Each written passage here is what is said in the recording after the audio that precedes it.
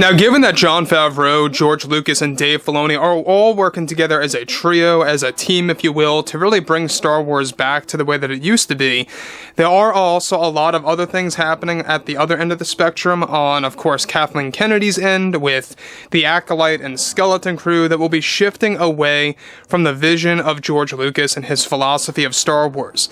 This is Mike Zero. Subscribe if you're new and like this video to see future Star Wars updates. I'm also on Twitter at Mike01. I thank you also very much for the great and kind support.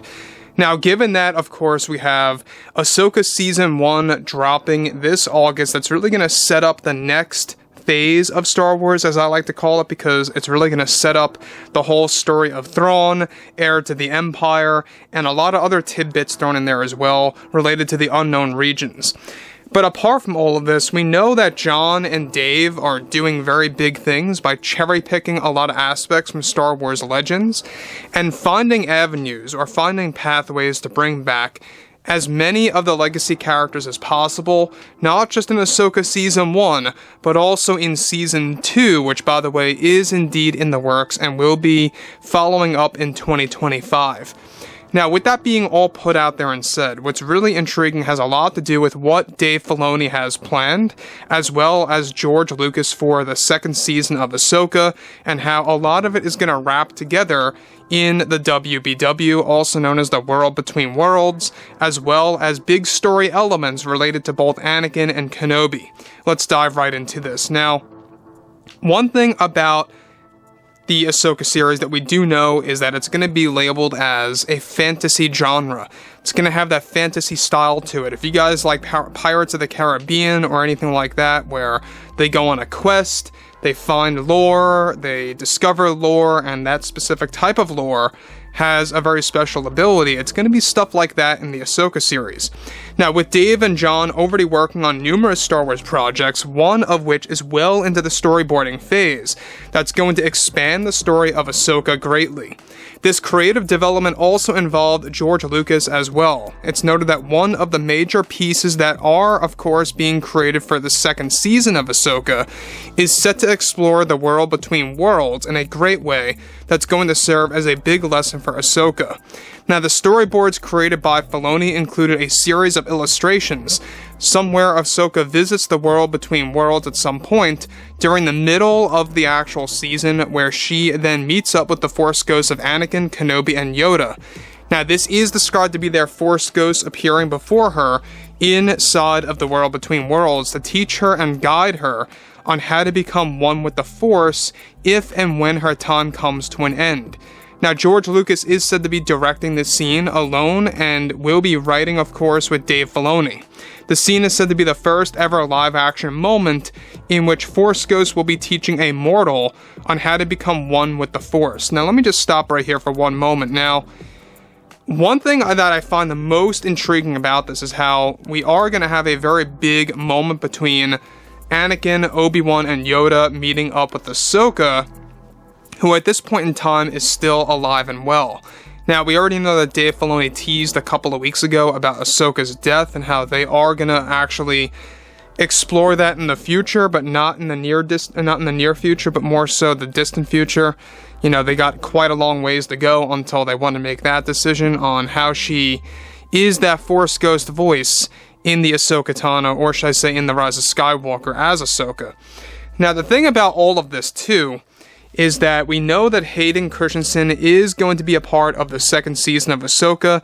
He signed on for a multi-show contract deal, but what's even all the more exciting is that Jon and Dave have full-fledged plans to digitally recreate Sir Alec Guinness's version of Obi-Wan. And basically, they are going to be doing that in the second season of Ahsoka. They want to double up on the cameos for a lot of these upcoming shows. You know, they're already doing this with the first season with Thrawn, Ezra, Sabine, Era Syndulla, all these different characters that are going to be main characters, so to speak, but we're also going to have cameos thrown in there as well. The thing about this, too, that I think a lot of fans need to be aware of is the fact that this will be the very first time that we're going to be able to learn in live action exactly how one becomes one with the Force. We're going to be learning in great depth on exactly how that happens. So, moving on.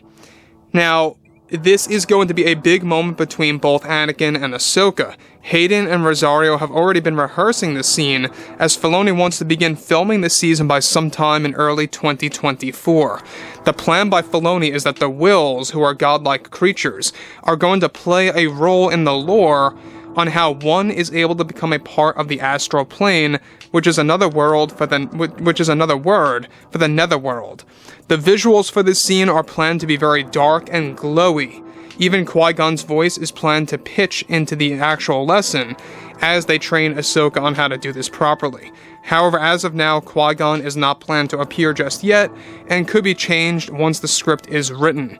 This would then further explain why Dave Filoni has been in contact with Liam Neeson for a new mystery series.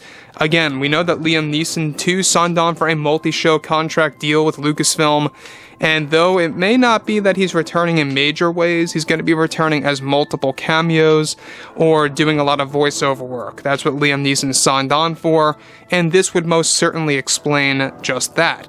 Now, I would be a little underwhelmed if Qui-Gon does not get to actually show up in the WBW, but let's be honest, sometimes you want to limit as to how many Force Ghosts are showing on the screen to kind of add more value to that moment, right?